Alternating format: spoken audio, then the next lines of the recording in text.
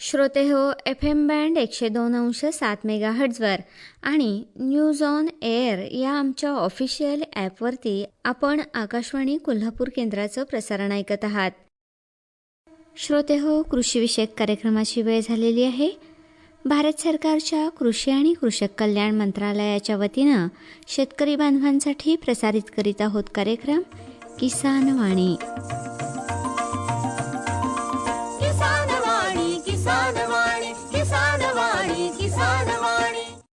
शेतकरी बंधू भगिनींनो, किसानवाणी या कार्यक्रमामध्ये आपल्या सर्वांचं मनःपूर्वक स्वागत आणि जयश्री पाटीलचा नमस्कार. मंडळी, आजचा कृषीविषयक प्रश्न जाणून घेऊन आपण आपल्या कार्यक्रमाची सुरुवात करणार आहोत. आमचा आजचा प्रश्न आहे, केळी बागेचं थंडीपासून संरक्षण करण्यासाठी काय करावं? प्रश्न पुन्हा एकदा जाणून घ्या. केळी बागेचं थंडीपासून संरक्षण करण्यासाठी काय करावं? या प्रश्नाच्या उत्तरासाठी आपण थोडासा विचार करून ठेवा. कार्यक्रमाच्या शेवटी या प्रश्नाचं उत्तर आपण आमच्याकडून जाणून घेऊ शकता. शेतकरी बंधू भगिनींनो, जाणून घेऊया कृषी जगतातील काही घडामोडी.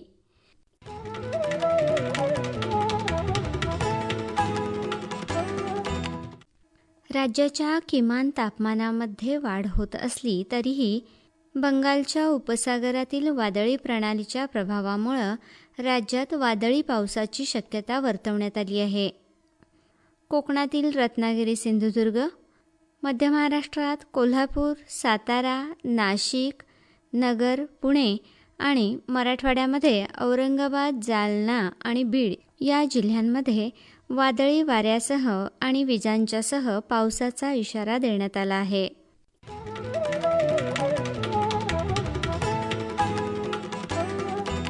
कृषी जगतातील काही घडामोडी आत्ताच आपण जाणून घेतल्या. कार्यक्रमात पुढे वळूया. हर जोखिम से निकल कर फसल आए, सुरक्षित हो जाए. फसल बीमा से हर किसान अब आत्मनिर्भर हो जाए. संकट के समय प्रधानमंत्री फसल बीमा योजना किसानों के लिए वरदान है. अब सूखा पड़े या बाढ़ आ जाए, कोई डर नहीं. अब ओले पड़े या कीट पतंगे फसल खा जाए, कोई फिक्र नहीं, क्योंकि हमने लिया है प्रधानमंत्री फसल बीमा. बुआई से फसल कटाई तक हर जोखिम का दावा, न्यूनतम प्रीमियम पर अधिकतम भुगतान का वादा. योजना से हर साल जुड़ रहे हैं 5 करोड़ से ज्यादा किसान. अब आपकी है बारी. नजदीकी कृषि कार्यालय, सहकारी समिति, बैंक शाखा, अधिकृत बीमा कंपनी या जन सेवा केंद्र में स्वेच्छा से करा सकते हैं पंजीकरण. फसल बीमा पोर्टल या फसल बीमा ऐप द्वारा भी कराया जा सकता है पंजीकरण. प्रधानमंत्री फसल बीमा योजना, आपकी फसलों का संपूर्ण सुरक्षा कवच. कृषि एवं किसान कल्याण मंत्रालय, भारत सरकार. भरड धान्य याविषयी विभागीय कृषी संशोधन केंद्र कोल्हापूरचे कृषी वनस्पती शास्त्र विभागाचे सहाय्यक प्राध्यापक आणि नाचणी पीक पैदासगार डॉक्टर योगेश बन यांची मुलाखत आता आपण ऐकूया. त्यांच्याशी बातचीत केली आहे तेजा दुर्वे यांनी. आज ऐकूया या मुलाखतीचा पहिला भाग.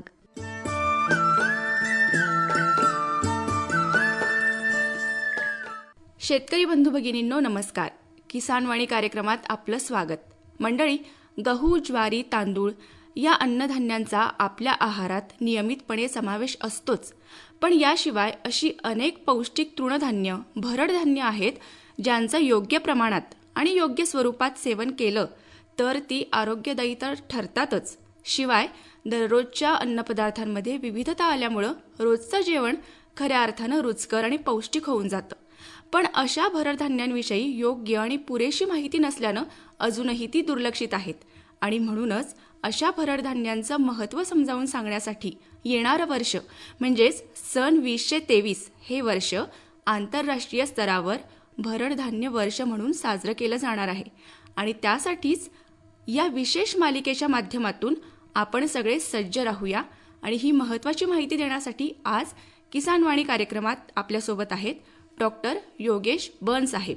महात्मा फुले कृषी विद्यापीठ राहुरी अंतर्गत कोल्हापूरच्या विभागीय संशोधन केंद्रातर्फे राबवण्यात येणाऱ्या अखिल भारतीय समन्वित नाचणी संशोधन प्रकल्पाचे ते प्रभारी अधिकारी आहेत. तर आपल्या कार्यक्रमात त्यांचं स्वागत करूया. बन साहेब, नमस्कार. नमस्कार. सर्व शेतकरी बांधवांना माझा सादर प्रणाम. सर, आता भरड धान्य यामध्ये कुठल्या कुठल्या पिकांचा समावेश होतो याविषयी आपण आपल्या श्रोत्यांना सांगूया. नमस्कार. आपण नियमित किसान वाणीच्या कार्यक्रमाअंतर्गत एक वेगळ्या विषयाला आज आपण हात घातला आहे. आणि भरड धान्य म्हणजे काय, तर भरड धान्य ही एक प्रकारची एक तृणधान्य पिकेच आहे. तृणधान्य पिके म्हणजे जी आपल्या रोजच्या आहारात वापरली जातात. आणि यांना भरड धान्य म्हणायचं कारण असं की ही खाण्यापूर्वी भरडली जातात. या धान्य पिकांच्या एक धान्याभोवती एक प्रकारचे आवरण असते आणि पारंपरिक पद्धतीने ते कवच काढल्यानंतर त्याचा आहारात वापर केला जात असे. मग या धान्य पिकांमध्ये महत्त्वाचे म्हणजे प्रथिने, खनिजे, जीवनसत्वे किंवा तंतुमय पदार्थ एक संतुलित प्रमाणात असल्यामुळे पूर्वीच्या काळी यांचा आहारात अति जास्त प्रमाणात वापर होत होता. आता याची आपण जर विभागणी करायची झाली तर याला मेजर मिलेट्स आणि मायनर मिलेट्स असे म्हणतात. मग प्रमुख मिलेट्समध्ये त्यामध्ये ज्वारी आणि बाजरीचा समावेश होतो. आणि मायनर मिलेट्समध्ये एकूण 6 जे मिलेट्स आहेत त्यामध्ये आपण स्थानिक नावानुसार जर बोलायचं झालं, नाचणी असेल, कोडो असेल, राळा असेल, कुटकी असेल, सावा असेल किंवा बरटी असेल. स्थानिक पातळीवर जिल्ह्यावाईज किंवा तालुक्याप्रमाणे त्याची नावे बदलतात. परंतु ही पारंपरिक पद्धतीने महत्त्वाची पिके काळानुरूप त्यांचे क्षेत्र कमी होत गेले आणि आहारात त्याचा वापर कमी होत गेला. बर, आहारामध्ये यांचं प्रमाण कमी झालेलं आहे, पण याचं नेमकं कारण काय आहे? आपण जर एक 3-4 दशके थोडेसे मागे गेलो, 1960-70 ज्यावेळेस आपल्या देशाची लोकसंख्या खूप वाढली होती आणि हरित क्रांतीने प्रमुख आपल्या लोकांची अन्नधान्याची गरज भागवण्यासाठी भात आणि गहू या पिकांवर शासनातर्फे त्याला महत्त्व दिले गेले. मग त्यासाठी काय केले गेले, भाताच्या गव्हाच्या अधिक उत्पादन देणाऱ्या जाती विकसित केल्या गेल्या आणि त्याचे क्षेत्र वाढण्यासाठी त्याला जे लागणारे इन्सेंटिव्ह असतील, सबसिडीज असतील, त्या केंद्रित फक्त भात आणि गहू या पिकांवर केल्या गेल्या.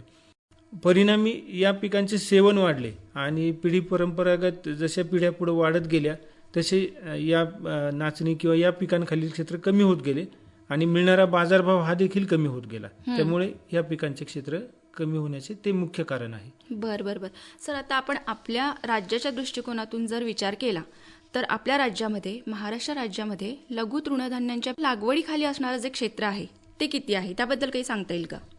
हो, निश्चितच मॅडम. जवळपास आपण जर विचार केला तर एकूण 65-70 मध्ये जे 20% यांचे प्रमाण होते आपल्या अन्नधान्यामध्ये ते आज 6% आलेले आहे. प्रामुख्याने मी नाचणी पिकाबाबत सांगू इच्छितो. नाचणी पिकाचे देशांतर्गत सन 2019-20 मध्ये जवळपास 10 लाख हेक्टर क्षेत्र होते. त्यापासून 17 लाख टन उत्पादन मिळाले आणि देशाची उत्पादकता जवळपास 17 क्विंटल आहे. एकूण 8 राज्यांमध्ये नाचणी पिकाची लागवड केली जाते. कर्नाटक, तामिळनाडू, महाराष्ट्र आणि ही बरीचशी दक्षिणेकडील राज्य आहे. त्यामध्ये एकट्या कर्नाटक राज्याची जो वाटा आहे तो जवळपास 6.41 लाख हेक्टर म्हणजे जवळपास 60% नाचणी ही देशातील ही कर्नाटक राज्यात पिकवली जाते. आता आपल्या राज्याकडे जर आपण त्याचा थोडासा विचार केला तर राज्यातील आपण कोल्हापूर, नाशिक, पालघर, रत्नागिरी म्हणजे कोकण भाग, पश्चिम महाराष्ट्रातील डोंगर उताराचा भाग अशा एकूण 10 जिल्ह्यांमध्ये नाचणीचे क्षेत्र आहे. त्यामध्ये 73,400 हेक्टर क्षेत्रावर त्याची लागवड केली जाते. जवळपास 77,000 टन त्यापासून उत्पादन मिळते आणि उत्पादकता 10.50 क्विंटल आहे. प्रामुख्याने कोल्हापूर, नाशिक, पालघर आणि रत्नागिरी या 4 जिल्ह्यांमध्ये 10,000 हेक्टरपेक्षा जास्त क्षेत्र या पिकाखाली आहे. बर बर बर सर, आता भरडधान्य पिकं नेमकी कुठली याविषयी आपण माहिती घेतली. त्यांच्याकडे दुर्लक्ष नेमकं कशामुळे झालं याविषयी आपण आता सांगितलं. शिवाय लागवडीखाली किती क्षेत्र आहे, ते कमी का आहे याविषयी पण आपण आता सांगितलं. पण आता जो मूळ मुद्दा आहे की ही भरडधान्य पौष्टिक का आहेत, त्यांच्यामध्ये नेमके कुठले पौष्टिक गुणधर्म आहेत याविषयी आपण आपल्या श्रोत्यांना सांगूया. आता मॅडम, आपण वाढत्या लोकसंख्येची गरज भागवण्यासाठी सरकारने अन्न सुरक्षेकडे त्याचं प्राधान्य दिलं. अन्न सुरक्षेबद्दल पौष्टिक सुरक्षेचा ज्यावेळेस विचार ज्यावेळेस केला जाईल आणि केला जातोय आता आपण बघितलं तर पौष्टिक तत्वे म्हणजे काय, ज्यामध्ये कर्बोदके असतील, कार्बोहायड्रेट, प्रथिने म्हणतो आपण त्याला, किंवा जीवनसत्वे यांचा समावेश होतो. आपण जर ज्वारी, बाजरी आणि ह्या 6 मिलेटची जर तुलना भात आणि गव्हाशी जर केली, प्रामुख्याने बाजरीचा विचार केला त्यामध्ये ऊर्जा भरपूर असते, तंतुमय पदार्थ भरपूर असतात आणि सर्वात महत्त्वाचा घटक म्हणजे लोह, ज्याला आपण आयर्न म्हणतो, जे जवळपास भात आणि गव्हाच्या 1.5 पटीने जास्त आहे. नाचणीचा विचार केला, नाचणीमध्ये जवळपास 364 मिलीग्रॅम कॅल्शियमची मात्रा आहे, 146 मिलीग्रॅम मॅग्नेशियम आहे, जे भात आणि गव्हाच्या तुलनेत जवळपास 8-10 पटीने जास्त आहे. तसंच प्रोसो मिलेट, ज्याला आपण वरी म्हणतो, त्यामध्ये पण प्रथिनांचे प्रमाण जास्त आहे. आणि व्हिटॅमिन बी कॉम्प्लेक्स म्हणजे थायमिन असेल, रायबोफ्लेविन असेल, नंतर फॉलिक ॲसिड असेल की जे गर्भवती महिलांना आणि बालकांसाठी फार गरजेचे आहे, त्याचे प्रमाण भात आणि गव्हाच्या रोजच्या सेवनापेक्षा 1.5 पटीने म्हणजे जवळपास संतुलित प्रमाणात सर्व जीवनसत्वे, प्रथिने आणि खनिजे यांची मात्रा असल्यामुळे यांना पौष्टिक तृणधान्य असे म्हटले तरी हरकत नाही. बर. सर, आता येणारं वर्ष जे आहे ते भरडधान्य वर्ष म्हणून साजरं केलं जाणार आहे. सुरुवातीलाच आपण आपल्या श्रोत्यांना याची कल्पना दिली. या वर्षामध्ये नेमक्या कुठल्या कुठल्या बाबींचा अंतर्भाव असणार आहे?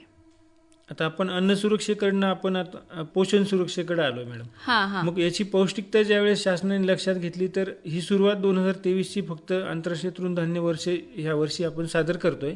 पण 2018 साली शासनाने आपल्या देशामध्ये राष्ट्रीय पातळीवर राष्ट्रीय मिलेट इयर साजरे केले गेले. त्यासाठी एक गॅझेट 2018 मध्ये पब्लिश झाले आणि त्याच्यानुसार आत्ता जो ठराव आपण मांडला गेला, जवळपास संयुक्त राष्ट्राची आमसभा जी मार्च महिन्यात झाली गेल्या वर्षी 2021 मध्ये, त्यासाठी 70 देशांनी हे आंतरराष्ट्रीय भरडधान्य वर्ष साजरी करावी यासाठी आपल्याला पाठिंबा दिला. आणि त्यानुसार त्याचे जे प्रमुख उद्देश आहेत ते 3 उद्देश मी आपल्याला सांगतो की हे पौष्टिक तृणधान्य पिकांची आहारातील पोषण सुरक्षा असेल किंवा अन्न सुरक्षा असेल या दृष्टीने त्यांचे महत्त्व याबद्दल त्यांची जागरूकता वाढवणे.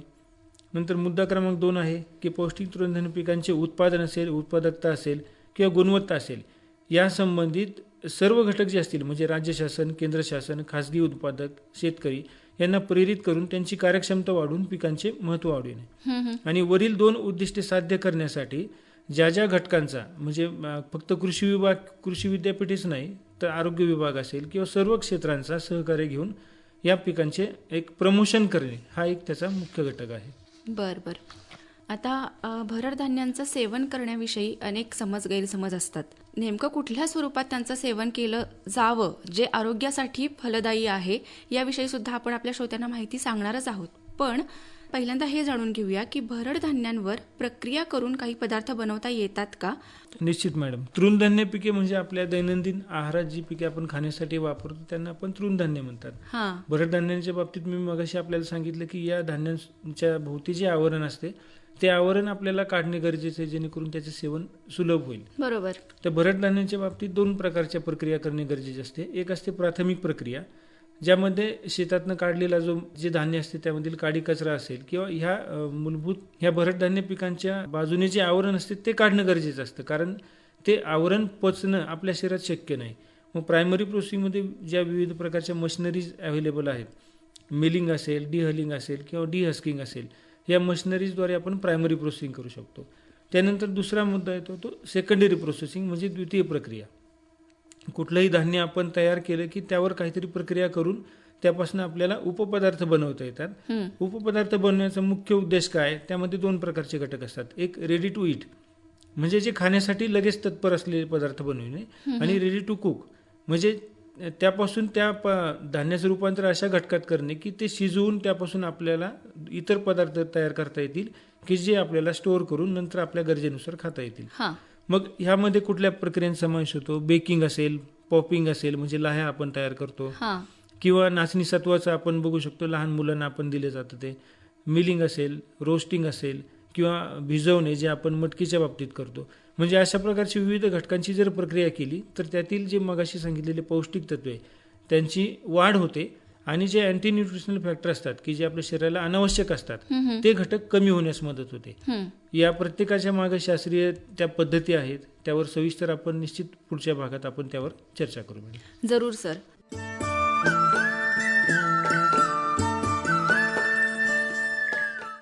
भरडधान्य याविषयी विभागीय कृषी संशोधन केंद्र कोल्हापूरचे कृषी वनस्पतीशास्त्राचे सहाय्यक प्राध्यापक आणि नाचणी पीक पैदासगार डॉक्टर योगेश बन यांची तेजा दुर्वे यांनी घेतलेली मुलाखत आत्ताच आपण ऐकलीत.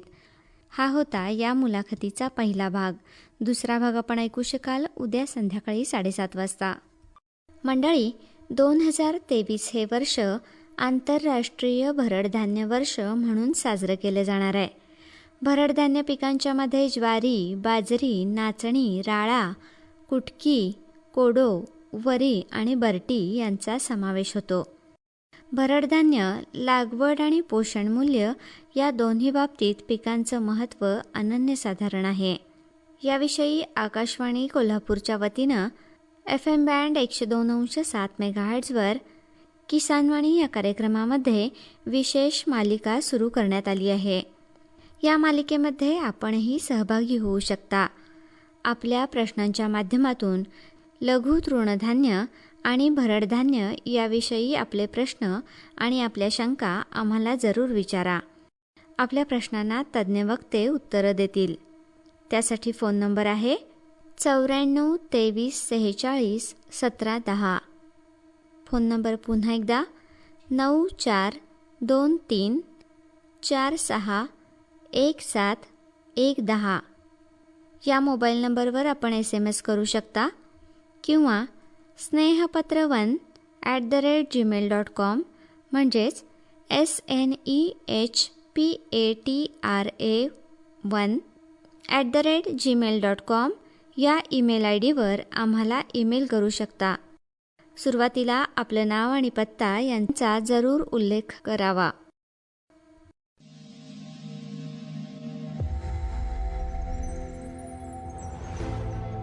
आत्मनिर्भर किसान भारत की शान. उत्पादन में आत्मनिर्भर होने के साथ साथ फसल की कटाई के उपरांत उपज की हानि को रोकने, ग्रामीण क्षेत्रों में रोजगार सृजन करने और बीज से बाजार तक के विजन को मजबूती देने के उद्देश्य से 1 वर्ष पूर्व माननीय प्रधानमंत्री श्री नरेंद्र मोदी जी ने एक महत्वाकांक्षी केंद्रीय योजना एग्रीकल्चर इंफ्रास्ट्रक्चर फंड की शुरुआत की. इस आधुनिक इंफ्रास्ट्रक्चर से कृषि आधारित उद्योग लगाने में एक बहुत बड़ा बदलाव आएगा और बहुत बड़ी गति आएगी. साथियों, अब हम उस स्थिति की तरफ बढ़ रहे हैं जहां गांव के कृषि उद्योगों से फूड आधारित उत्पाद शहर जाएंगे और यही तो आत्मनिर्भर भारत अभियान का संकल्प है. एग्रीकल्चर इंफ्रास्ट्रक्चर फंड से पात्र लाभार्थी गोदामों का निर्माण कर सकते हैं, छटाई या ग्रेडिंग इकाई, पैकिंग हाउस, सप्लाई चेन और कोल्ड चेन जैसी सुविधाएं या फिर प्राथमिक कृषि प्रसंस्करण केंद्र की स्थापना कर सकते हैं. इस योजना के तहत पात्र लाभार्थियों को 2 करोड़ रुपए तक के ऋण पर अधिकतम 7 वर्ष के लिए ब्याज में 3% तक की छूट दी जा रही है. ऋण पुनर्भुगतान के लिए 6 महीने से 2 वर्ष तक मोरेटोरियम की सुविधा भी उपलब्ध है. इस योजना ने अब तक सफलता की कई मिसालें कायम की हैं, जैसे कि मध्य प्रदेश के लाभार्थी श्री विपिन त्रिपाठी ने एग्रीकल्चर वेस्ट से बायोफ्यूल बनाने का इनोवेटिव प्राइमरी प्रोसेसिंग सेंटर लगाया है. लोन मिलने की वजह से हम समय पर सारी मशीनों का प्रोक्योरमेंट और सारा सिविल वर्क टाइम पे करवा पाए, जिससे ये प्रोजेक्ट को लगाना संभव हो पाया.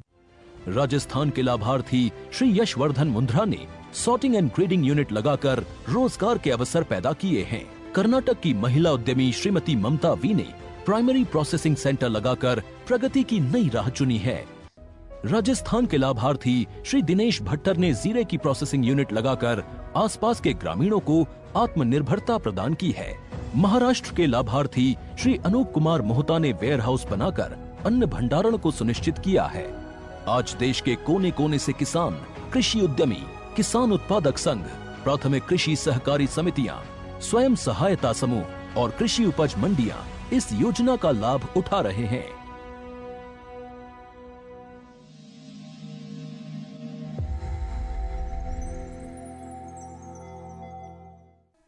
शेतकरी बंधू भगिनींनो, आज कृषी जगत यांतर्गत प्रश्नमंजुषेमध्ये आम्ही आपल्याला विचारलं होतं, केळी बागेचं थंडीपासून संरक्षण कसं करावं.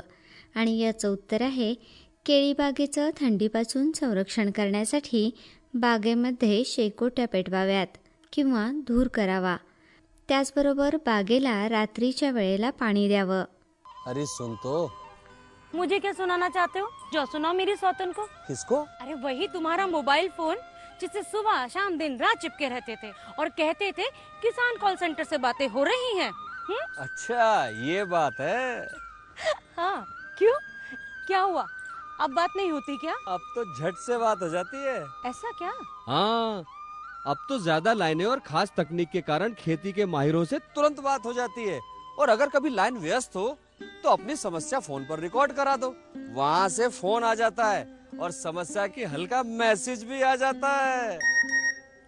ये देखो आ गया। अरे वाह, इसका मतलब इंतजार की घड़ी अब खत्म। हाँ। तभी मैं सोचूं कि आजकल मुझ पर इतना प्यार क्यों आ रहा है। कृषि संबंधी समस्याओं का अपनी भाषा में तुरंत हल पाने के लिए पूरे भारत में किसी भी फोन से हेल्पलाइन नंबर पर संपर्क करें। किसानों का दोस्त किसान कॉल सेंटर। शेतकरी बंधू भगिनींनो, जाणून घेऊया उद्याचे कृषीविषयक कार्यक्रम. उद्या सकाळी कृषी वार्ता यामध्ये फळबागेतील आंतरपिकं याविषयी माहिती आणि संध्याकाळी 7:30 वाजता भरड धान्य याविषयी डॉक्टर योगेश बन यांची मुलाखत. उद्या आपण या मुलाखतीचा दुसरा भाग ऐकू शकाल. मंडळी, आता कार्यक्रमात आम्हाला निरोप द्या. पुन्हा उद्या संध्याकाळी 7:30 वाजता आपण भेटणारच आहोत. तोपर्यंत जयश्री पाटीलचा नमस्कार.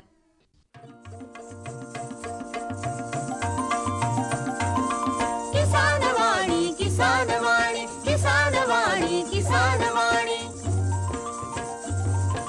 सफल शेतीची भाष्यवाणी, पेरन काढन सांगेवाणी, शेती सुखाची आधारवाणी. किसानवाणी किसानवाणी किसानवाणी किसानवाणी. भारत सरकारच्या कृषी आणि कृषक कल्याण मंत्रालयाच्या वतीनं शेतकरी बांधवांसाठी सादर करण्यात आलेला किसान वाणी हा कार्यक्रम आपण ऐकलात. कार्यक्रम प्रसारित केला आकाशवाणी कोल्हापूर केंद्रानं.